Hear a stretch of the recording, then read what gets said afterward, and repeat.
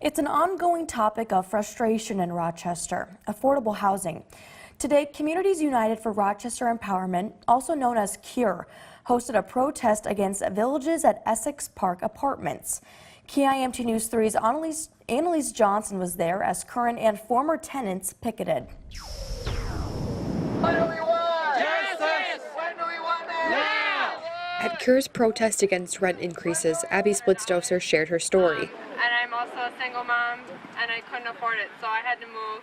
She says that she and her baby had to move out of Villages at Essex Park Apartments this summer after the complex raised her rent mid-lease. It was really difficult. I am a single mom, and my son is only 6 months now. So this last summer, he was about 3 months when we had to move, and I work full-time.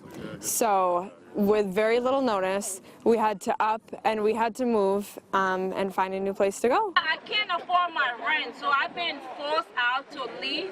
Paul Bell also left the apartment and moved to Stewartville because he says Essex Park's upped his rent. It wasn't what we wanted to do. I mean, work was here, and so it's extra expenses for driving to work.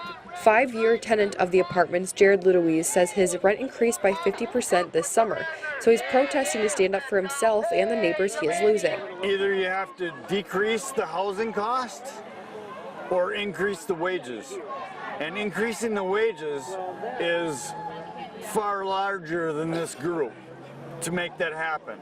Protesters turned in this letter to the leasing office at Villages at Essex Park's Apartments, addressed to the company that owns the complex, Dominium Management. In their letter, they asked Dominium to reverse the rent increases and offer fixed rental rates for the duration of tenants' leases, offer financial relocation assistance to tenants who left the apartments, and to meet in person with CURE and affected tenants. Renters, united! We'll never be divided! Community members are protesting for change in Rochester's housing market. Now it's happening all over town. Prices are going up and wages are not. So I just, what do they expect people to do?